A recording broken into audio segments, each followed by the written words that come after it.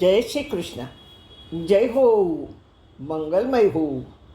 ઘણાને થાય કે એ માં શું, શબ્દોમાં જ બધું સમાયું છે ભાઈ. શબ્દોનો દોષ નથી. બોલનાર કયા ભાવથી કેવા હેતુથી બોલે છે તે ઉપર આધાર છે, અને તેમાંય સામી સાંભળનારી વ્યક્તિ પર આધાર છે. શબ્દથી સંબંધ બગડે છે અને સુધરે પણ છે.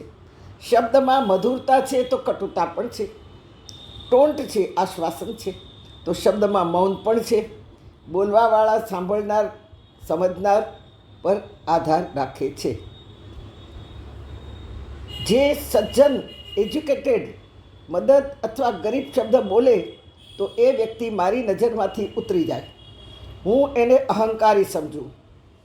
હું મદદ કરું છું, મેં મદદ કરી, મારી પાસે કેટલા લોકો આવે છે મદદ માગવા. આ શબ્દ મારી નજરે, મારી દ્રષ્ટિએ અને મારા સોચ વિચાર પર અહંકાર છે. કોઈ પણ વ્યક્તિને લાચાર બેબસ સમજવું બહુ ભયંકર ભૂલ છે. આપણી ટેવો બીજાને ખટકે, નારાજ કરે તો માનજો કે આપણે ડિગ્રી હોવા છતાંય અભણ છીએ.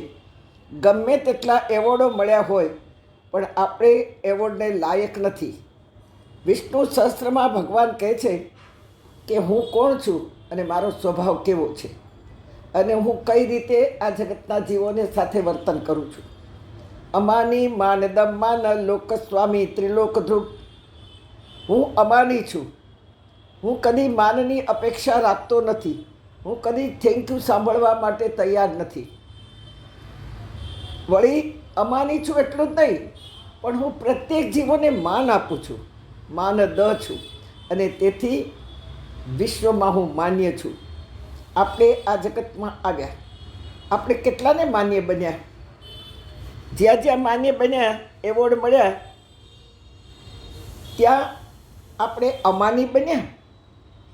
માન નથી જોઈતું એવું લાગ્યું ક્યારે? અમાની માનદ. અને આપણે આ જગતમાં કેટલાને માન્ય થયા, કેટલાએ આપણને માન્યનું બિરુદ આપ્યું. ત્રિલોકધ્રુવ ભગવાન કહે છે, ત્રણેય લોકમાં હું માન્ય છું, કારણ કે હું અમાની છું. મને માનની અપેક્ષા નથી. હા, ભગવાન નાનામાં નાની કીડીને પણ માન આપે. એક વખત એક હાથી સવારના પોરમાં મસ્ત ચાલે, પોતાની હાથણીઓને મદનિયાઓને લઈને સરોવરમાં ક્રીડા કરવા ગયો. રોજ જાય, આજે પણ ગયો. એક દિવસ હાથીના રસ્તામાં કીડીબાઈની લાઈન જતી હતી. હાથીને ગુસ્સો આવ્યો, સૂંઢ ઊંચી કરીને ગરજ્યો, કીડીને ધમકી આપી, અરે ઓ કીડલી, તને ખબર નથી હું અહીંથી જઈ રહ્યો છું, નીકળ અહીંથી, નહીંતર એક પગ મૂકીશ તો તારી બધી કીડલીઓ કચરાઈ જશે. કીડીઓ ગભરાઈ ગઈ, જલ્દી લાઈન બદલી અને ચાલી ગઈ. કલાક બાદ સરોવરમાંથી સ્નાન કરી, ક્રીડા કરી, બધી હાથણીઓ સાથે, બાળકો સાથે ખૂબ રમીને બહાર નીકળ્યો અને ચાલવાની શરૂઆત કરી. પાછળ બધી હાથણીઓને મદનિયાઓને.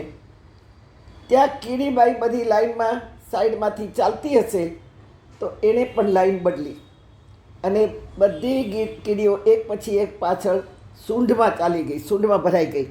અને એવી ચૂભવા લાગી કે હજારો મણનો હાથી હેરાનને પરેશાન થઈ ગયો. સૂંઢ પછાડવા લાગ્યો, તેમ કીડીઓ બધું જ બચકા ભરવા લાગી, વધુ ચટકા ભરવા લાગી. હાથી અકળાયોને કહેવા લાગ્યો, ઓ કીડલી બેન, મને બહુ દુઃખ થાય છે, હું આપને પગે લાગુ છું, મારી સૂંઢમાંથી બહાર નીકળી જાઓ. કીડીબાઈએ કહ્યું, ગજરાજ મહારાજ, હું ક્યાં હવે તમને નડું છું? હું તો મારી સાંકડી ગલીમાંથી ચાલી રહી છું. અમે બધા સાંકડી ગલીમાં છીએ.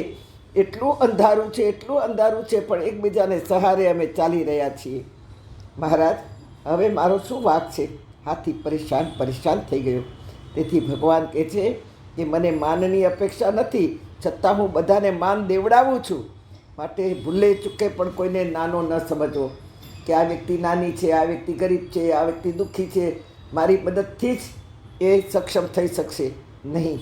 ભગવાન કહે છે પ્રત્યેકને માન આપો, કારણ કે ક્યારેક કોઈ વ્યક્તિ ક્યારેક કામ લાગે કાંઈ કહેવાય નહીં. પણ એટલું ચોક્કસ છે કે સત્યને વધારે માન આપો. જે વ્યક્તિ સત્યમાં ઊભી હોય તેની પડખે રહો.